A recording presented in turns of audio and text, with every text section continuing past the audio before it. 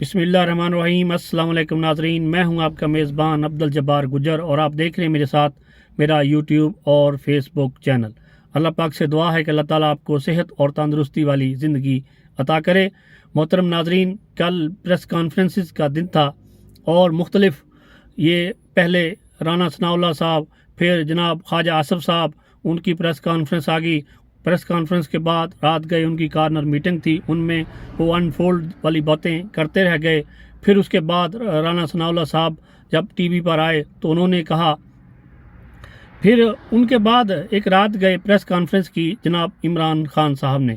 انہوں پہلے تو فیصل سلطان نے ان باتوں کی وہ یعنی کہ جو ان کو گولیاں لگی ہیں وہ ڈیٹیل کے ساتھ بتایا۔ پھر عمران خان صاحب نے اپنی پریس کانفرنس میں پہلے تو ایک وہ جو 17 جولائی کے الیکشن والی بات تھی اس سے ایک جنرل صاحب کا نام لیا۔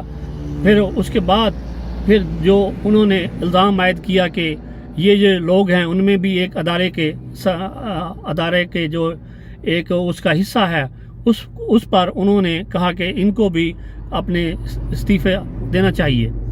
محترم ناظرین، میں آپ کو یہ بتاتا چلوں، پھر اس کے بعد رات گئے ڈی جی آئی ایس پی آر کا ٹویٹ آیا تو انہوں نے کہا کہ ہم اپنے جوانوں سے لے کے اپنے افسروں تک اس کی حفاظت کے لیے کوشاں ہیں، تو لہٰذا ایسی باتوں سے اجتناب کرنا چاہیے جس سے ملک کی سلامتی کو خطرہ لاحق ہو۔ تو ان باتوں کا محترم جناب، اگر یہ ایسی باتیں کوئی ہوتی اگر شریعام کرنے والی، تو پھر اس کو ڈی جی آئی ایس پی آر آن کرتے، تو پھر کہتے جو ان کے فوکل پرسن ہیں انہوں نے تو کبھی کوئی ایسی بات نہیں کی۔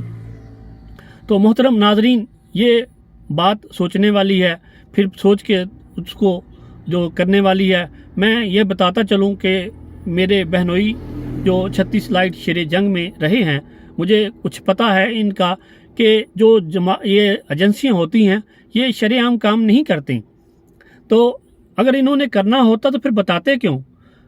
محترم ناظرین، اگر یہ سوچنے اور سمجھنے والی بات ہے، اگر انہوں نے کرنی ہوتی تو پھر یہ بتاتے نا۔ کبھی M6 نے اپنی باتیں بتائیں، کبھی موساد نے اپنی باتیں بتائیں، کبھی را نے اپنی باتیں بتائیں، یا پاکستان کی ایجنسی نے باتیں بتائیں۔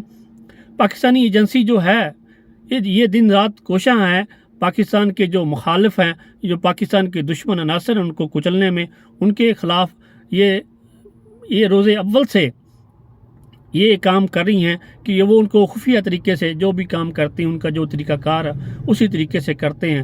تو میری گزارش بس آج اتنی سی ہوگی کہ پہلے باتوں کو سوچیں پھر بولیں، تو بہتر ہوگا کہ ان اداروں پر الزام تراشی سے اجتناب کیا جائے۔